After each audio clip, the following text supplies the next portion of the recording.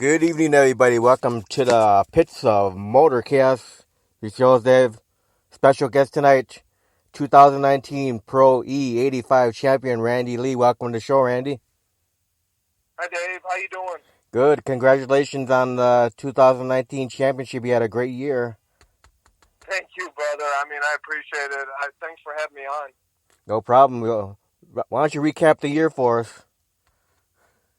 Well, my first year with the car, actually, I just had it built by Donnie Miller, DME Race Cars, and I brought it out actually in the fall of last year, and the nitrous, wasn't working, and I just came out to get a little seat time the final race of the year, and the car wouldn't even run the number, but I just came out just to run it a few times, and then we got everything working over the winter, and I brought it out, and yellow dog, man. I came out, and oh my gosh, Dave, it's crazy. The whole year has been unbelievable. I was struggling at the beginning of the year, and testing, and Frank Morgan, the assassin, introduced me to Dan Da Vinci, and Dan talked to me, and I told him everything I had going on, and he said, I wanna bring you on board, and sent me a carburetor, and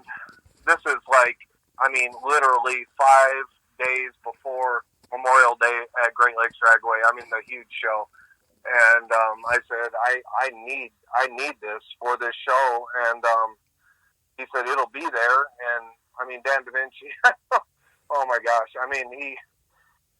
he sent me this carburetor, and it showed up like 2 days before Memorial Day race, and I wasn't able, with my work, I wasn't able to test at all, and I know he was a little nervous, but he was also confident, and but I took this thing out of the box and put this thing on my car and fired it up, and right out of the box, it idled perfect and was just amazing. And I never made a pass with it until I got to Great Lakes Dragway, and on Memorial Day this year, 2019, and I won my very first race in my car with that thing. Wow. It was just unbelievable. It's like an incredible rookie season for you. Oh my gosh, Dave, I can't even tell you. It's completely unexpected. I told my wife when the year started, if I finished in the top 10, I'd be happy. The top 5 would be unbelievable in this group because, Dave, you know these guys. This is a very, very competitive group. It's almost like pro stock and NHRA. If you don't run 895, you're not even in the top 6 or 7 sometimes, and it's a great group of drivers and a great group of cars, and I'm honored to be a part of it. Yeah, you had Johnny B right behind you. Oh gosh, Johnny B. Yeah, 2-time champ. He was like a shark in the water at the end there. He had some troubles early on, and motor problems, and he actually missed the second day of Labor Day. A huge race. All he did was qualify, get 10 points, and my gosh, if his car would have been solid, I might not be talking to you right now, because Johnny B might be the 3-time champ, because he's the man. So there's still. Yep. So last year is when you first started drag racing. Yes, sir. So what got you into drag racing? Well, I've loved it forever. Rich Black, the president of Pro 85, is my best friend, and so me and him actually have been friends for. I'm 50, and we've been friends for like 45. So we street raced together. Let me go back even farther. Me and him rode big wheels together, Wow. and rode BMX bikes and raced, and we were competitive all along. And I can remember, me and him even lining up at the local school and trying to race on our BMX bikes, and then we get our license and street cars, and we street raced a little bit, not a lot. I mean, I did a little bit. And then things progressed, and I actually got a '68 Camaro that was actually beautiful. I loved it, and I got it super, super close to being done. I sent it to Gene Pudlow, and he did some work on it, and Craig Johnson did the motor on it, and right when I was ready to finish the car, I got divorced, actually, and I never, ever made a pass in the car, and I tried to hold on to it, and it just didn't happen. So I completely just left. I mean, I left the sport. I mean, for a long time in my early 20s, when US 41 first opened up, I would go out there and watch, the events. Like they had the Summer Nationals out there, and I would go out every weekend with Joe Posey and help him, just help him in any way I could with his car. He was a bracket racer, and I loved it, and I wanted to do it. And then I bought this car, and then I go through a divorce, and I held on to it as long as I could, but I just couldn't keep it, actually. I just couldn't afford it. And I got remarried, and my wife, Colleen, we're having, we're poor. Right. I mean, we couldn't even pay our bills. And I sold it. Yeah, I can imagine, man. You running down, money, you have to do something to make money. Well, the great story of the whole thing is, so I bought this car, and Joe Posey, actually, he was a bracket racer back in the day, and a friend of mine from Highland, and he took me down to buy this car, and I bought it, and we brought it home, and then I bought a motor, and Craig Johnson, CJ Watnow Performance, WOT Performance, was going to build this motor for me, and so, I go through a divorce. I mean, I'm in my early 20s. I mean, I'm probably 24 years old, and so we decide that me and Colleen get together, and we decide we're gonna sell this car because we need money. I mean, bottom line. And so she said, I promise you, if we ever get in a position where we're doing good. Right, get back on your feet again. Yep. So, forget this. So, I listed this car, and this guy calls me, and he starts asking questions about this car. And I was like, this is weird, I mean, and so, to make a long story short, the guy that I bought this car from, and I had it for a couple years, bought it back from me because he saw it listed, and he was sick that he sold it to me, and the guy that I bought it from ended up getting it back and keeping it anyway, so it was like a great story. So how did you purchase the yellow dog? Well, that's a funny story too. Rich Black, everyone calls him Rich. I call him Richie, because I've known him my whole life, but he's the president of our group, and at this time, he just started racing with Pro 85, and we talk all the time, but we didn't hang out all the time, but we talked all the time, always. And me and him could go like 3 or 4 months without even speaking, pick up the phone, and we'd pick up right where we left off. You know what I mean? It's like one of those things where you never missed a beat. And I was busy, and he's busy, and he asked me to go to a couple races, and I was like, I got something going on, so I got something going. So finally, October 12th, 2016, he said, hey, we're racing down at 41. you want to come down and watch? And I said, yeah, I got none going on. I think I'll come. Well, that was bad because that was almost like putting heroin in a drug addict's veins, because I went on the starting line and I watched him and I was like, holy crap. I mean, this is where I want to be, you know what I mean? Right, and, yeah.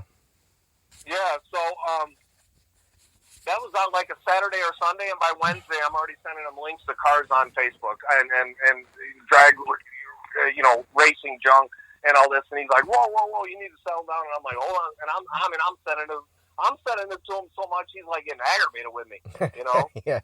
And so I find this car in Knoxville, Tennessee, and Colleen and I drive all the way down there and look at it, and it was not really a nice car, and it really wasn't. And so I told the guy, I said, I definitely need to think about this. And I drove a couple miles down the road, and I called Richie, and I said, Rich, I said, this is wrong, this is wrong, this is wrong, this is wrong. And he's like, you need to drive home. You need to just drive home, and you need to think about this, And the guy was asking like X amount, and I was like, it ain't worth that. I mean, I had been out of cars for a long time, but I knew it wasn't worth that. So, right. But it had a new 540 in it. I mean, that had almost 0 hours on it. And I mean, I knew when he bought it, I knew what it was on it and everything. And I was like, okay, I know what that's worth. So I drove all the way home and thought about it for a while. And, I just threw out a lowball offer to the guy, $5,000-6,000 less than he was asking. And he said, that's the lowest I can possibly go. And I borrowed a trailer, and I went down there and got it, and I brought it back, and it really was it wasn't a good investment. I honestly got screwed on the whole deal. I mean, at the end of the day, because I bought the thing home, and it was way worse than I ever thought it was. And I went to the track, and I ran it, a couple times, and I had honestly, to be honest with you, I'd never been to the track in my life. I've never been on the track, actually. I mean, me and Richie, I street raced a couple times and stuff like that. I had a 75 Camaro with a 427. It was probably, in the day, probably like a 12-second car, but you feel like it's fast. And that was all I ever did. And I bought this car, and we took it to the track, actually, and I tried it, and, here we go. I mean, that's how I started Yellow Dog. So, wow, yeah, that's quite a story there, Randy. Yeah, it's kind of crazy, actually, Yeah, Dave. you really got bit by the racing bug when you went on the starting line.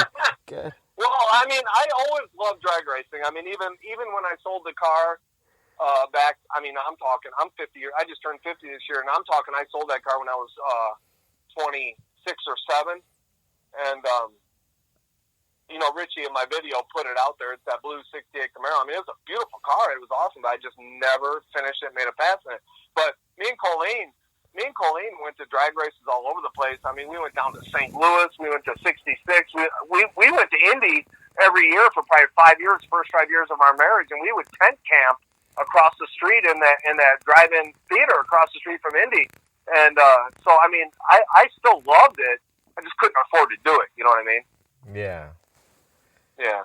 So now, after going to all those races and watching all these races, do you have any drag racing heroes? Well, all right. Let me tell you this. I don't have a lot of heroes, actually, because I think people are just people. But I'm a door guy. I'm a door slammer guy. I mean, I like Nitro. I mean, when you're there, it's awesome to watch. Yeah, I know you love the Chicago Wise Guys. I do love the Wise Guys. Actually, they're my favorite group in our area besides our group. And I when I go to NHRA group, or I like watching Top Sportsman. I like Pro Mod. I love Pro Mod and Pro Stock and stuff like that. I mean Nitro is awesome. I mean, obviously, but it's different. It's different than, I don't know. I like door cars. You know what I mean? Right. But So if you ask me what my hero is actually growing up when I started watching drag racing, I mean, I love pro stock back in the day, and I love like Bob Glidden and Warren Johnson and stuff like that. But if you're asking me like locally, I mean, guys that are like heroes to me, I mean, downtown Randy Brown. I mean, he's the shitter in our area, you know what I mean? And so that's how I feel about that. So what do you think about the pro stacks that come to Great Lakes Dragway? I love it actually. I love it.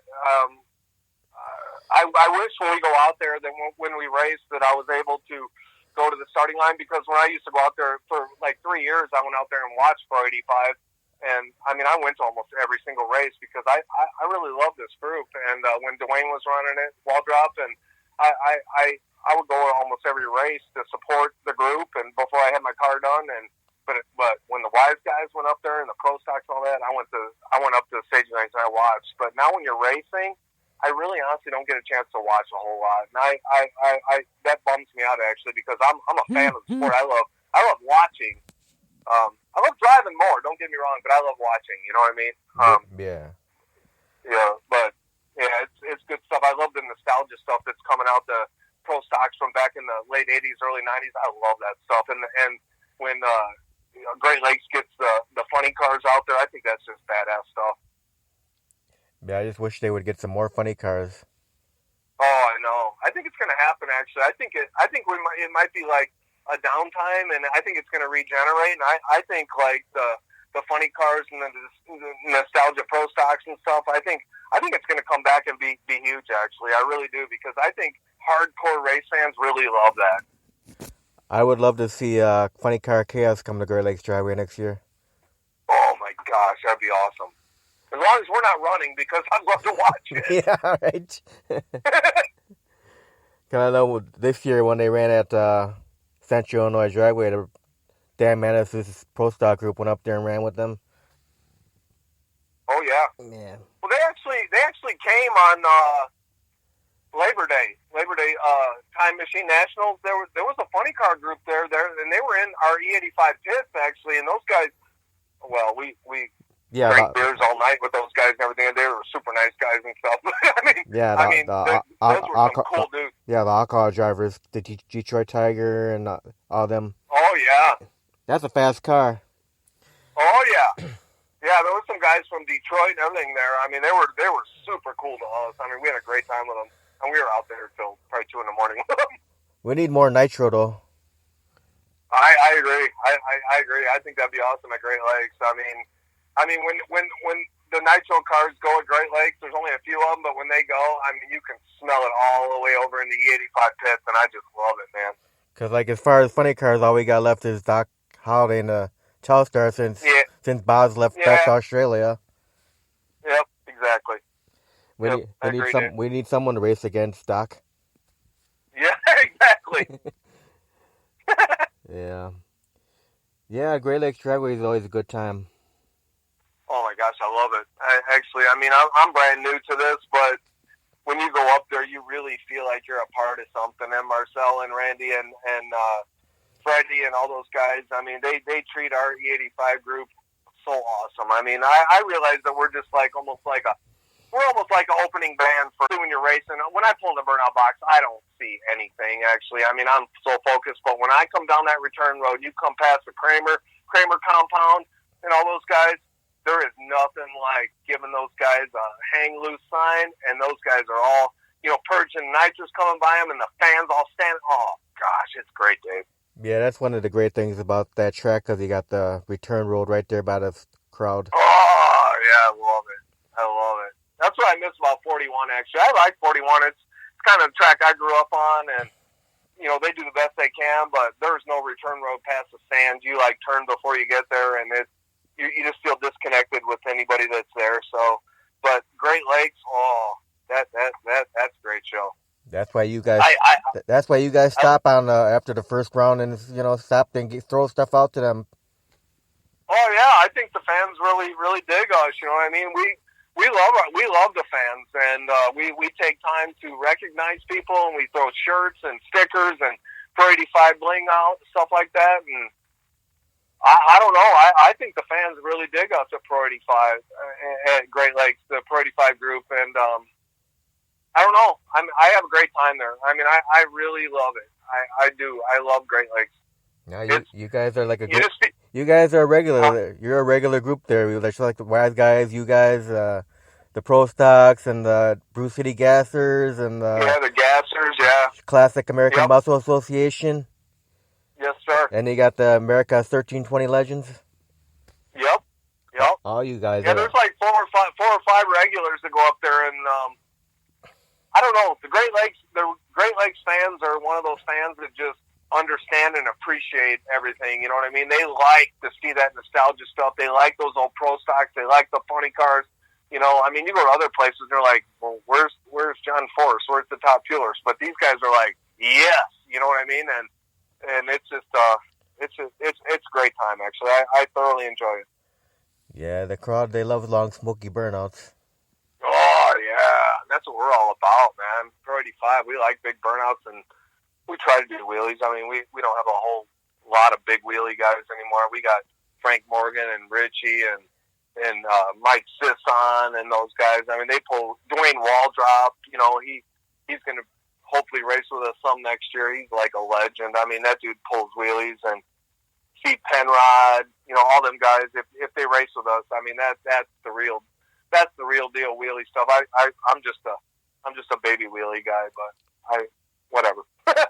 Yeah, I'm looking forward to going there next year to see the Classic American Muscle Association with Christopher Pierce doing those big wheelies. Yeah, yep, yes, sir. That's gonna be awesome. The Chinto. Mm-hmm. He won that big wheelie contest out there at what was it, Byron? Yeah. Yep.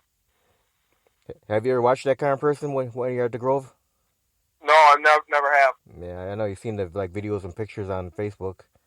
Oh yeah, I watched all that stuff, but I've never actually been out there. I've never been to the wheelie contest at Byron either. Yeah, I've never even been to Byron. I've been there actually. We went there to get our license this year, but it started drizzling, and we never actually. I went there and got my chassis certification and stuff like that, but we never even got a chance to make a pass actually, and they called it for the day. But it's kind of a strange. I don't want to say strange, but it's a different facility. I mean, when you pull in there, I mean, there is houses like 50 yards away from the pits. It's crazy. Then when you get up to the start line, you gotta like go around and then back into the water box. Right. Yeah, I've seen a lot of live feeds. They don't even have lights there either. They can't even race after dark. I mean, those houses are right. I mean, seriously. I mean, yeah, like, that's probably why you don't want to wake the people up at night. Exactly. Yeah. I mean, they have to have everything done by dusk. So. Yeah, that's so why. It's different. That's why. Different. That's why I heard US 30 would never reopen again because of the people out there. Oh man, I know. I mean, US 30. I mean, it's legendary, but it ain't never gonna happen. I mean, there's just too grown up around there now. I mean, back in the day when that was there, I mean, that closed when I was like before I even got my driver's license. So I mean, if you even wanted to ask me any questions about that, I never got a chance to even race there or go there because I mean, I was like 10th grade in high school when that closed. So I wasn't even into cars then. I was playing baseball and doing all that stuff, and I got into cars more senior year and after, and it was already done. So yeah. I was fortunate enough that my dad liked drag racing, and he started dragging me to US 30 drag strip and Great Lakes Drag when I was 4 or 5. Cause I'm only I'm a year older than you. How old are you? 51. Oh, okay, yeah. I just turned 50 in August. Yeah. I never got a chance to go out there, man. We went out there actually shortly after it closed, like right after our senior year and everything. I mean, everything was still there. I mean, now you go out there and it's just like woods growing everywhere. But we went out there shortly after, and it's just oh god. I watch videos all the time. John Forrest, Mongoose, all them guys were out there. It was just PA. Now, did you go to the Grove when Broadway Bob used to be there? One time only. One time. Yeah, man, you missed out on a lot, man. I did, actually. I did. I'm a late bloomer. Broadway Bob was the shit, man. I know. I see it and I watch it in videos. I mean, I hear all about it, but I didn't get to experience it. Yeah, there'll never be another I, I, Bobby. no way. I think I would have loved it actually because he's a beer drinker and I'm a beer drinker. So He always had that beer in hand, sitting on the nose of a jet dragster. no, I know. I've watched videos. It's crazy. Yeah. So yeah, I know you listened to that interview I did last night with Dennis. He was saying, tell you congratulations. Dennis did an awesome job, actually. I mean, that was one of the longer interviews I've ever seen you do, and he had so much like insight and so much information about everything. I mean, I drive like him. Actually, I drive for UPS semis at night, so he's driving while I'm driving. So I was listening to it, and I was like, man, this is one of the better interviews I listened to, actually. And then this morning, I listened to Justin Ashley, and I thoroughly enjoyed that too. You did a great job with both those, Dave. Nah, Justin's quite a young man there. I know, isn't that crazy? 24 years old. He is very, very, very well spoken man. I mean, he's got a lot going for himself.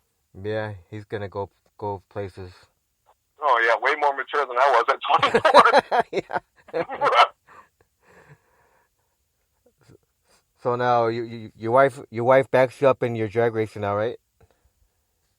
Yeah, my wife is the best thing in my life. Actually, she actually I mean, I sold that car actually when we got married, and she said when we're doing better, I promise you'll be able to get another one. And I mean, here I am 50, and it took that long, but I was finally in a place in my life where I could afford to do it, and it wasn't gonna.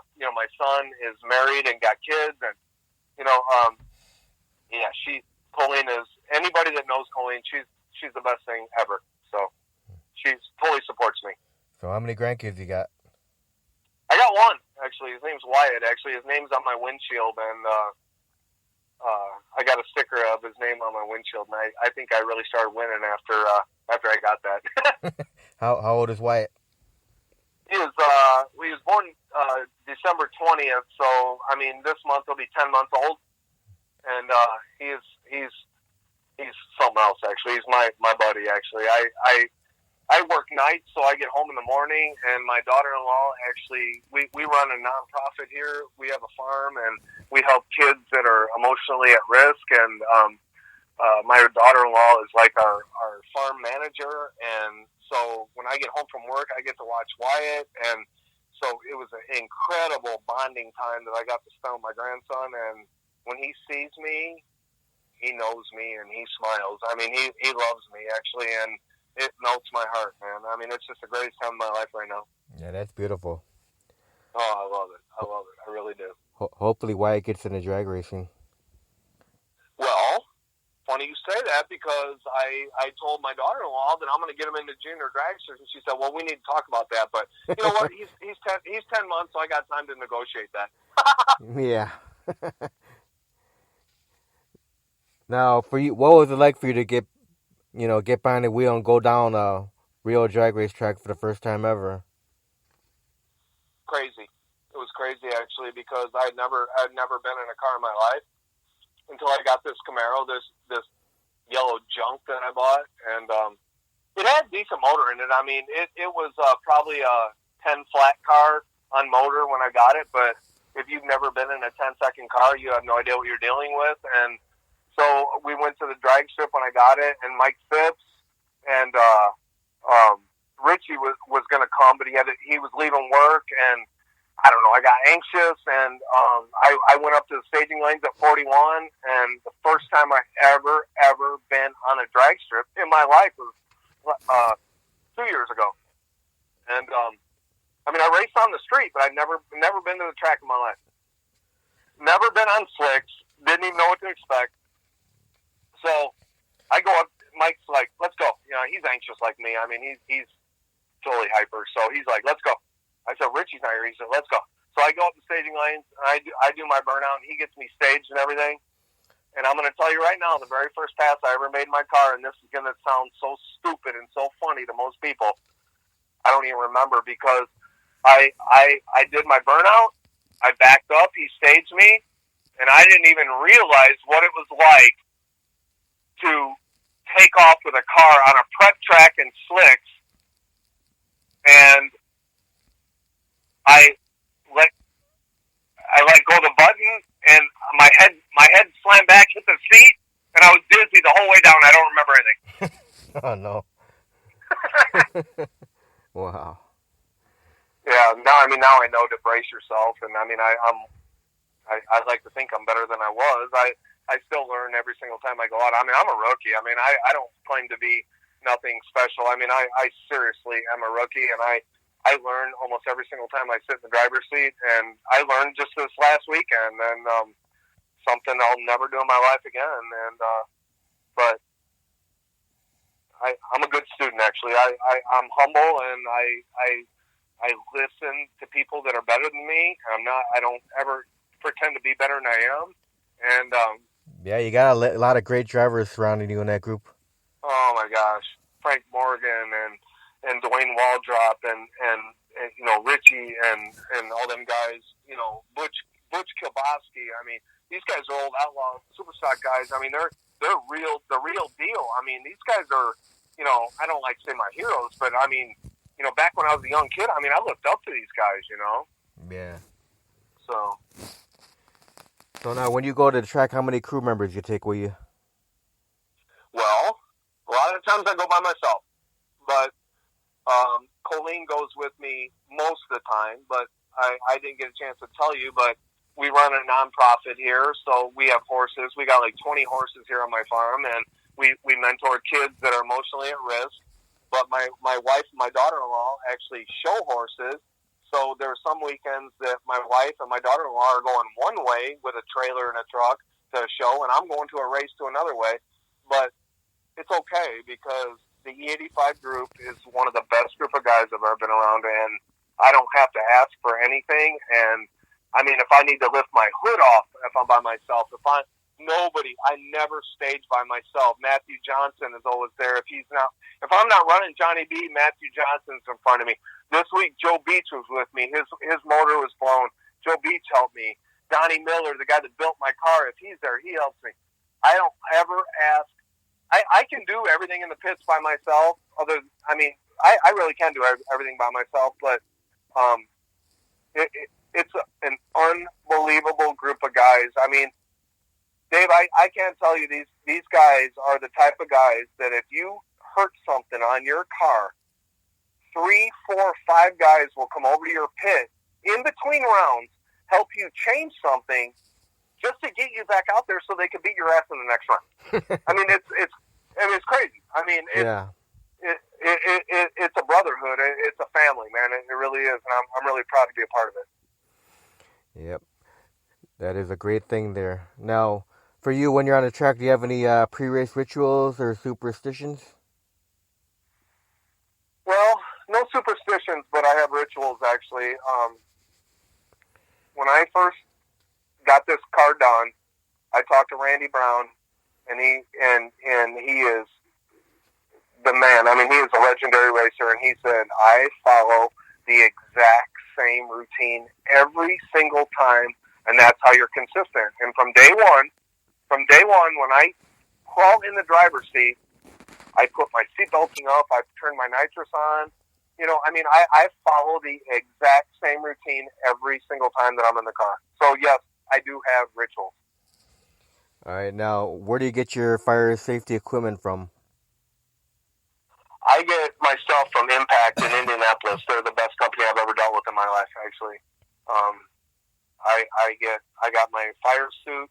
I have a 15 suit, actually, SFI 15, because I don't have a stock firewall in my car, so I got a 15 suit. But I want to tell you something. I want to give them a little bit of a prop here on your show. But Impact, JB, Ultra Bell, and TCI Shield. I don't have a fire system, but yeah, that's what I got going on, bud. All right, now what kind of engine you got under the hood of that car now? It's a 540. It's a 540, and it runs, darn close to the number with no nitrous. I think I ran a 915 with no nitrous. I run actually a 200 shot for 3 seconds. That's all I run actually to run the 890 number.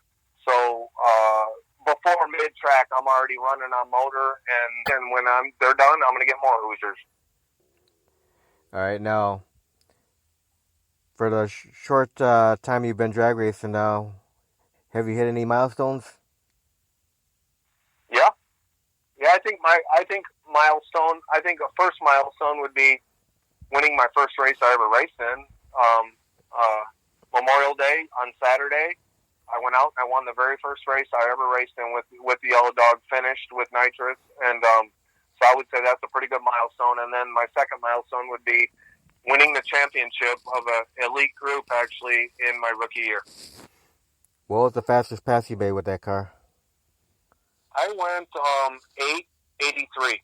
883 is what I went with that. That was a huge breakout. I lost. All right, now since you've been drag racing now, have you had a most embarrassing moment on the track? I think so, actually. I think I had an embarrassing moment. I raced with Brian Ripple and Derek Clem. They wanted some big tire cars, and me and Richie and a bunch of guys they wanted some big tires out at their streetcar brawl at 41, racing backwards. And this is last year. I got my car out in September. This is like October. I don't even have 5 passes in the car, and I went down there, and I am super nervous, obviously, because I'm racing on a no prep track. And so I did a burnout, and I get up into the stage against Johnny B. Me and Johnny B.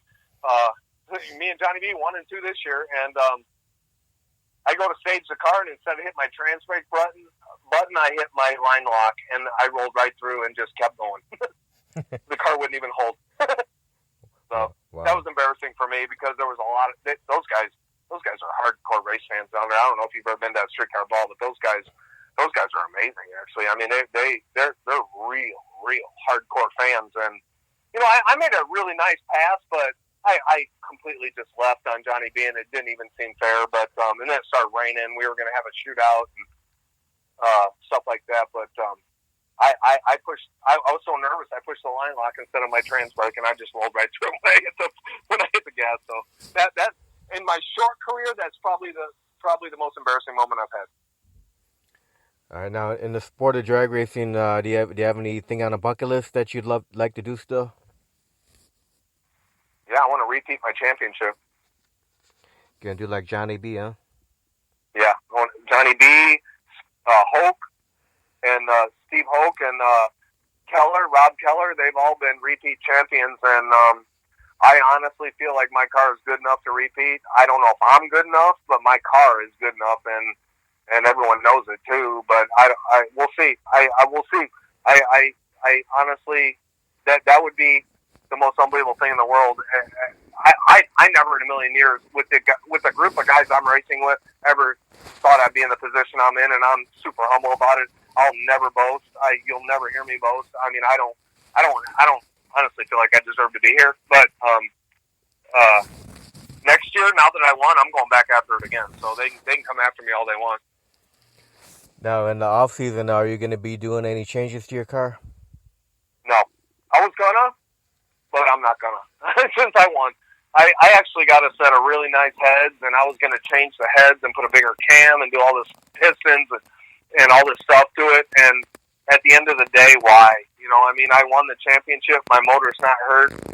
I might have Richie rebuild my trans, but I still haven't pulled it apart to see it, and I got a CDL, and I don't want any problems. So I work for a living. I drive for a living. So no, I really honestly have not been to any car shows where you sit for hours and get judged. I did a couple, 2 or 3 cruises with the E85 to Blue Top, but that's about it. So what's been your greatest memory of being with this Pro E85 group? I'm going to say, well, I think a lot of people would think I'm going to say winning the championship, but I think winning my very first race, Memorial Day, was probably the most unbelievable moment of my life. I completely did not expect anything like that, and I think I think that'll go down if I race. I'm 50. If I race another 10 or 12 or 14 years, I think that'll go down as my greatest moment. Actually, is winning my very first race in my car. Very first race in my car in working order. I won in a good group. So I think that's going to go down as my greatest moment ever. Yeah, this year was like a Cinderella story for you. Oh my gosh! Yeah, I might come out next year and finish 10th in the points. Who knows? I mean, that's probably where I deserve to be.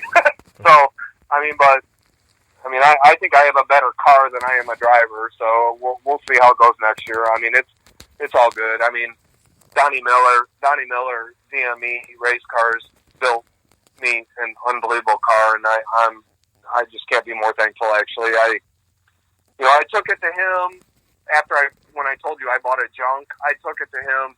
Johnny Blanchard actually was at the Blue Top car show, and they needed a few cars to fill in.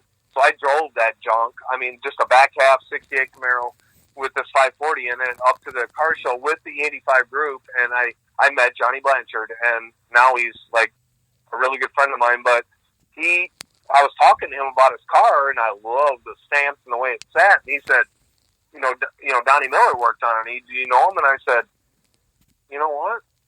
I think I do. And I did actually know Donnie Miller because he used to bracket race with Alex and Kathy Brown at 41 back in the early 90s. And I was introduced to him through Joe Posey.